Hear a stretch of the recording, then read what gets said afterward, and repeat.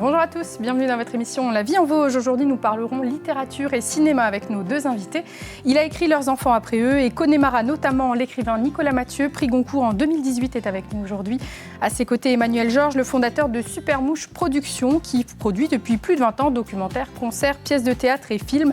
La société spinalienne est coproductrice de l'adaptation au cinéma du roman de Nicolas Mathieu, Connemara. Comment adapter une œuvre littéraire? Quelle place pour la production dans les Vosges? On en parle pendant 26 minutes. Bonjour messieurs. Bonjour. Merci d'être avec nous sur ce plateau.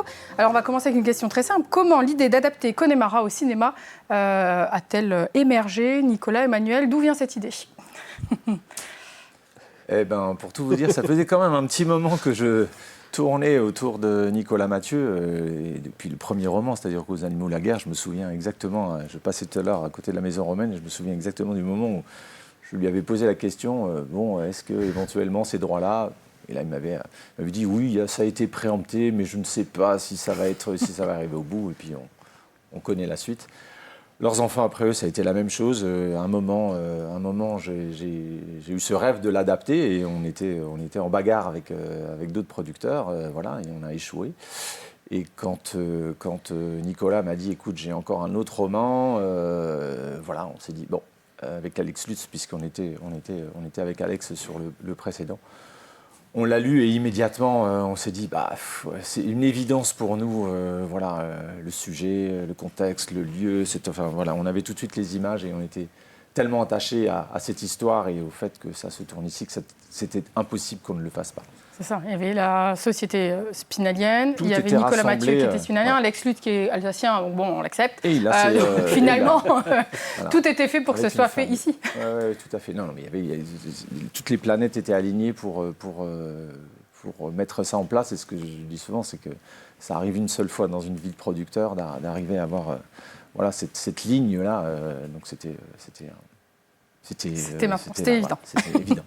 Nicolas, alors le premier, quand il vous a abordé déjà pour Leurs enfants après eux, alors il y avait Leurs enfants après eux et puis même celui d'avant, comment vous l'avez perçu? Est-ce que c'était une volonté de votre part ou pas plus que ça? De le voir adapté déjà. C'est toujours bien d'avoir un bouquin adapté, déjà parce que ça donne une autre forme à ce qu'on a tenté de faire, que c'est une diffusion quand même beaucoup plus large. Si Aux Animaux la guerre, il était diffusé sur France 3, la série, c'est tout de suite 3 millions de personnes. J'ai dû en vendre 15 000, vous voyez. Donc c'est pas du tout la même puissance. Et puis c'est un truc dont on parle jamais, mais en fait la plupart des auteurs, ils peinent beaucoup à vivre de leurs livres. Et l'adaptation audiovisuelle, c'est aussi une poire pour la soif. Ça permet de gagner de l'argent et de continuer à écrire. Donc pour des raisons à la fois artistiques, financières, et puis parce que moi, je suis quand même très cinéphile et je construis mes livres un peu à la manière dont on construit un scénario, c'est-à-dire avec des personnages, des situations, une dramaturgie relativement costaud, quoi. Tout c'est fait pour, quasiment. Il vous simplifie la tâche en quelque sorte, c'est ce qu'il est en train de dire. Une coproduction, Emmanuel, cette Connemara. Quelle place pour Supermouche Productions? On est à l'initiative du projet, c'est-à-dire que, encore une fois, on s'était rencontré avec Alex Lutz sur un précédent projet. On avait évoqué au détour d'une conversation notre amour pour la littérature et d'un seul coup, le nom de Nicolas Mathieu est sorti, Leurs enfants après eux, voilà. Donc on est à l'initiative du projet, mais notre société, on avait de toute façon le désir d'aller chercher un coproducteur pour renforcer la structure. Et de toute façon, c'est légion en cinéma. Le travail de coproduction, il est normal. Et puis nous, on est un peu particulier dans le paysage cinématographique et audiovisuel. Il ne faut pas oublier, on est en province, on le défend. Et c'est notre cheval de bataille. Mais en attendant, dès qu'on s'attaque au cinéma, et puis en général de toute façon à tout ce qui est trait à l'audiovisuel, tout se passe à Paris, donc c'était normal. Et quand on décide, quand on décide d'adapter, là, il faut qu'il y ait une finalité. Il ne faut pas que ça reste en l'air. Donc, on s'était dit qu'on s'était donné un temps donné pour arriver à nos fins. Et je trouve qu'on a réussi dans un temps assez réduit, finalement, entre la sortie du livre et la sortie du film, à garder un calendrier qui, moi, me surprend encore. Mais voilà, c'était assez extraordinaire. Parce que la sortie, on n'a pas de... Ça va sortir cette année, je ne peux pas vous dire encore. Voilà, ça sortira cette année. Nicolas, est-ce que vous aviez des attentes ou au contraire des réserves concernant cette adaptation précisément au cinéma ? Non, moi, j'ai pas spécialement... Alors, il faut que ce soit trahi correctement, quoi. C'est-à-dire que l'idée, c'est que le réalisateur fasse un geste artiste qui dépasse le bouquin. C'est son truc, c'est son film. Je ne vais pas faire le garde de Chiourne ou le douanier du livre, dire « Ah bah non, c'est pas comme ça ». L'idée, c'est qu'il fasse un bon film. Après, il peut trahir le livre comme il veut tant qu'il y a un bon film. Je ne sais pas si j'avais des attentes particulières, mais en tout cas, le ticket d'une société de production spinalienne, d'Alex Selutz, que moi j'admire beaucoup. Je pense que Guy est un chef-d'œuvre. On ne le dit pas assez. Ce film est un chef-d'œuvre. Il a presque inventé une forme à lui, quoi. Et j'étais très admiratif. Il est de 78 comme moi, donc on a vécu le même type d'adolescence dans les années 90, dans le Grand Est, etc. Donc ça matchait bien, quoi. Le bouquin, il est quand même très spinalien. Avec au centre la patinoire de Poissompré. Dont on voit des images, justement. C'était le jour d'un moment de tournage à Poissompré. C'était aussi important de vraiment se fondre dans un moment qui est réel. C'était un soir de match, Emmanuel, c'était vraiment important de... Pour moi, c'était une nécessité. Et dès qu'on est rentré dans les préparatifs, j'ai dit à Alex, écoute, il faut qu'on profite d'un match parce que jamais on n'arrivera à recréer. C'est impossible. Mais par contre, le vivre et l'adapter... Et suer un petit peu pour mettre ça en place, c'était nécessaire et je crois que tout le monde était content, même si, on le sait, c'est une séquence qui va durer finalement très peu de temps dans le montage final, dans le film, c'est normal, voilà, ça fait partie, mais si c'est un point magnifique dans le roman, nous on doit retranscrire ça, mais c'était émotionnellement, c'était assez incroyable de se retrouver dans ce chaudron avec un public qui a joué le jeu, mais comme jamais. Enfin, c'était un moment suspendu pour moi. Ouais. Toutes les images, non, la majorité des images a été réalisée dans les Vosges, dans le coin. On a tourné 90%, 95% même du film a été tourné sur Épinal, sa banlieue. On a un tout petit peu de Nancy. Et une bribe dans le sud de la France pour évoquer quelque chose. Ça aussi, c'était une évidence. Quelque part, ça ne pouvait pas être tourné ailleurs, finalement. Ah ben c'était, le roman est construit, comme le dit Nicolas. Moi, je tournais et je voyais des lieux. Tout était clair dans ma tête. Et quand Alex est venu en repérage et que des questions se posaient, et qu'on a fait tout le tour, mais il m'a dit c'est pas possible, on tourne tout ici. Je lui dis oui, tu prêches un convaincu. Ce sera simple. Ce sera et encore une fois, tout a été formidable parce que quand on a vu la mobilisation et les coproducteurs parisiens m'ont dit on n'a jamais vu ça, un tournage qui s'organise de cette manière-là avec autant de volonté, autant de personnes derrière à ouvrir les portes, à trouver des solutions, à réfléchir. Enfin, je veux dire, le match de hockey, c'est une gageure et le club, tout le monde, Nicolas Martin, l'entraîneur, les joueurs, enfin c'était joyeux, et j'espère que... En tout cas, moi je ne peux plus faire un pas dans cette ville sans qu'on me dise oui, j'ai figuré dans votre film. Ça c'est marrant parce que quelque part le bouquin tendait à restituer et à conserver, comme à chaque fois qu'on écrit quelque chose, un peu de ce qui s'est passé dans cette ville, dans ce type de ville, quoi. Et par effet retour, le film et le bouquin marquent l'histoire de la ville aussi. C'est assez curieux. Enfin, pour plein de gens, ça a marqué. Depuis le tournage, effectivement, j'ai pas une semaine où on me dit ah ouais, j'étais là, à cet endroit-là, vous ne m'avez pas vu, j'étais figurant là. Je dis ouais, génial. Moi, ça me pose aucun souci que ça reste collé à nous pour l'éternité, vraiment. Parce que c'était, avec plaisir. Ah oui, vraiment avec plaisir. Ouais. Nicolas, vous avez été sur le tournage ? Lors du match de hockey, voilà, justement, justement, parce que déjà, j'ai pas énormément de temps, et puis je trouve toujours qu'on est un peu pièce rapportée dans un tournage. En fait, c'est quand même des gens qui bossent. Hein. Donc, si vous êtes là, vous les faites chier, grosso modo. Donc, je n'insiste pas pour passer mon temps dans les tournages, mais ça m'intéressait de le voir à ce moment-là. Et Emmanuel dit que c'était évident de le tourner là, a fortiori pour la patinoire, parce que ce type de ferveur-là, ça se trouve pas partout, quoi. Et on le sait, hein, le public de Poisson Pré, il est très particulier. On ne gagne pas toutes les saisons, mais on a le meilleur public toutes les saisons. Ça aurait été difficile de recréer cette ambiance, voire impossible en fait, finalement, tant qu'on ne l'a pas vécu. Impossible, c'est impossible. Voilà. Et l'économie locale aussi, c'était important finalement quelque part, parce que c'est toute une économie qui a fonctionné peut-être aussi derrière. C'était, oui, c'était même capital. Voilà, c'était aussi l'enjeu, c'était de dire, voilà, on vient tourner ici, mais le retour sur investissement, il était hyper important. Je pense que personne ne va se plaindre des dépenses qui ont été faites sur ce tournage-là. Mais, et encore une fois, il y a eu énormément de mobilisation sur des choses qui ont été rendues très faciles. Et ça, c'est un gain de temps énorme. Et c'est aussi un gain d'argent pour nous quand d'un seul coup, on n'a pas à chercher 25 lieux où c'est les gens qui nous appellent en disant « Ouais, mais tu sais, l'appartement là, le truc là, bon, bah voilà, vous êtes chez vous. » Donc, très bien. Ça arrive rarement. On parle souvent des Vosges comme terre de tournage. Qu'est-ce qui explique cela, selon vous, Manuel ? On a un cadre, enfin je vais être hyper chauvin, mais ça je le suis et je le défends. Mais on a un cadre naturel et une diversité de décors juste exceptionnelle. Et on a des gens qui sont, parce que ça c'est rare aussi, encore une fois, que vous alliez à Gérardmer, que vous alliez à la Bresse, que vous alliez, parce qu'on dit souvent, ouais, les Hauts-de-Vosges, les Tournia, machin.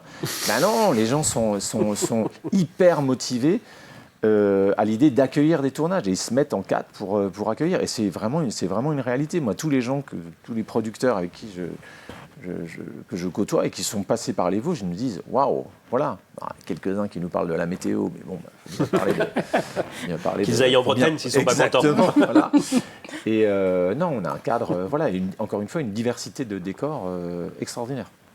Nicolas, est-ce qu'il y a eu une implication ? Alors, on a compris que finalement, vous avez quand même fait confiance entièrement à l'équipe de production. Est-ce que, quelque part, vous avez quand même donné quelques points de vue, Non, rien du tout. Non, vraiment, mais c'est volontaire. C'est l'idée que je me fais du cinéma. C'est que un film, c'est une autre œuvre et que j'ai pas à faire de la discipline avec mon bâton et dire non, ça passe pas, ça passe. C'est normal qu'ils en fassent autre chose et ce sera le film d'Alex Lutz, en fait. Et j'ai bon espoir que c'est ça qu'il fasse, que ce soit un grand film, quoi. Quelque part, il y a quand même un double défi en adaptant un roman. Il faut à la fois fidéliser les personnes qui ont lu le livre et qui ont adoré, et à la fois peut-être capter un autre public qui ira chercher et qui ira peut-être lire le livre aussi. Comment on se positionne par rapport à Tout à fait. Et c'est pas si facile parce que sur aux enfants, leurs enfants après eux, c'était aussi l'idée, quoi. Et c'est pas si simple en fait. Comment dire Dans quel sens ? Alors plutôt du côté film puis livre ou livre puis film ? J'ai reçu des dizaines de messages de gens qui me disaient j'ai trop aimé le livre, je crains l'adaptation. Je me suis fait mes images dans ma tête et j'ai pas envie d'eux. Oui. De toute façon, on le sait, on l'a dit en préambule. Adapter, c'est trahir, mais c'est comment on trahit et comment on en fait une nouvelle œuvre et que effectivement les lecteurs, moi-même, il y a des romans comme ça où je me dis c'est impossible c'est impossible de les adapter, mais en même temps on le fantasme, voilà. Mais on sait qu'on est attendu au tournant. Et c'est normal, ça fait partie du jeu. Il y a une énorme pression parce que oui, on veut en même temps proposer quelque chose de neuf, mais et on sait que je sais forcément qu'il y a des gens qui vont me dire ouais, mais ça, c'était pas comme ça. Vous êtes passé à côté de ça. C'est un choix et il faut respecter ce choix-là. Après, on est prêt à la suivre. Et c'est une autre œuvre. C'est ce que vous dites complètement. D'après ce que j'ai vu, j'ai pas vu moi grand-chose du tournage, mais d'après ce que j'ai vu. Dans un tournage, il y a d'énormes contraintes, tout le temps, logistiques, météorologiques, financières. Et j'ai vu à quel point ces emmerdements-là suscitaient de la créativité chez Lutz, comment il prend les empêchements comme des moteurs d'invention, de forme, de solutions, etc. Rien que la place de Nicolas Martin, l'entraîneur, dans le film. Et alors ça, moi, je pense que ça peut produire quelque chose de grand. On verra, mais j'ai bon espoir. Alors, on va y revenir dans quelques instants, mais juste avant, en parlant de sortie en salle, etc., je vous propose qu'on revienne quelques mois en arrière à peine, à l'occasion de l'avant-première d'un autre de vos romans qui a été adapté, Leurs enfants après eux. On regarde, on en reparle. Le reportage est signé Thierry Lasson. On s'emmerde. Tu veux pas qu'on aille à la plage des culs nus? Bon, à la base, nous, on était venus pour voir des filles topless, hein. Lorsque le prix Goncourt 2018, traduit en plus de 20 langues et vendu à plus de 400 000 exemplaires en un an à peine après sa parution, est adapté au cinéma et que l'équipe de tournage se rend au Ciné-Palace d'Épinal pour l'avant-première. Cela provoque une effervescence toute particulière, comme c'était le cas ce jeudi soir, où pas moins de 3 salles projetaient le long-métrage des frères Boukarma, Leurs enfants après eux, de l'auteur spinalien Nicolas Mathieu. Il y a quelques années, on avait accueilli Vincent Munier pour La Panthère des Neiges et ça avait déchaîné les passions, les foules et on avait rempli plus de 3 salles à rassembler presque 1000 spectateurs pour cette avant-première. Pour nous, c'est un événement incommensurable d'avoir cet auteur qui vient et son adaptation au cinéma par des réalisateurs talentueux et une très belle équipe. On va sans doute atteindre les 900, 950 spectateurs. On va à une soirée ce soir chez un pote à Dramblois, si ça vous dit. Moi, c'est Steph, au fait. On va pas aller jusqu'à Dramblois en vélo. La seule option, c'est l'YZ. Si je prends sa moto, mon père me défonce. Un portrait de jeunes adolescents de l'Est de la France, embourbés dans un contexte de désindustrialisation des années 90, celui de l'arrêt des hauts fourneaux mosellans. Une écriture, une tranche de vie qui a séduit d'emblée les 2 réalisateurs. On n'a pas grandi dans une France qui était post-industrielle, mais on a grandi dans une France rurale, périphérique, loin des villes. Je crois qu'on s'est beaucoup retrouvé simplement dans le personnage d'Anthony qui a grandi dans un milieu qui est très proche du nôtre, avec l'été, l'ennui, le manque de perspective, et c'est quelque chose qu'on a vécu de très près.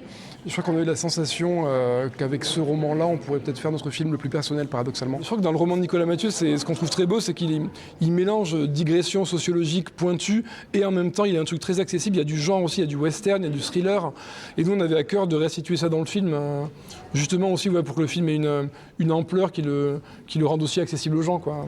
Et l'auteur, justement, il était en dédicace dans une salle adjacente. Alors ce film. À chaque fois, ce qui est intéressant, c'est pas de se demander comment le film ou le metteur en scène vont refaire le livre, c'est de voir justement comment ils vont essayer de faire autre chose pour que ce soit une bonne pièce, un bon film. Et quand on le découvre, on est un peu anxieux.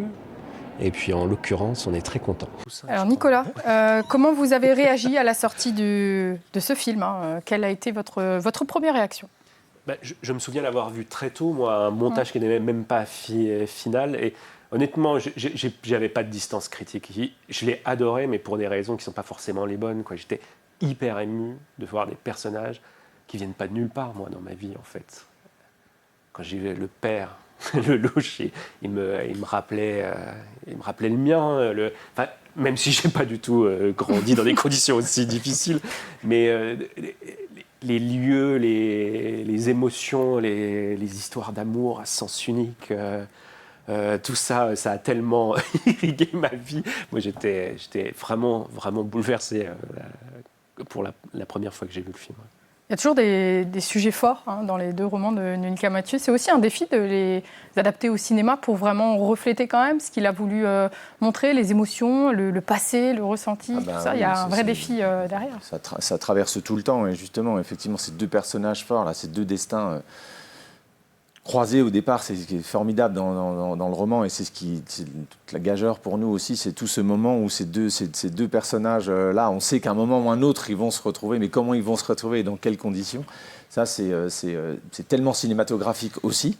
Ça c'était un défi. Puis dans le roman, il y a quelque chose de finalement d'assez lent de cette mise en place. On les découvre, voilà, et je trahis un petit peu, mais c'est ce que Alex a adoré aussi, c'était ce moment-là, et comment nous on arrive à recréer, à mettre en place cette Hélène, ce Christophe, et puis où, quand, quoi, comment, et d'un seul coup au détour d'un boum. ça nous prend la gorge. Voilà, c'est ce qu'on doit arriver à faire normalement. C'est ce qu'on veut arriver à faire. Nicolas nous dit que voilà, c'est une autre œuvre et qu'il la laisse complètement vivre. En tant que producteur, pour autant, j'imagine qu'il y a quand même une attente. Est-ce qu'on redoute? Dans quel état d'esprit on est quand... Là, je fais le malin, mais le jour où Nicolas va découvrir le roman, je pense que je serai allé vomir. C'est une première fois.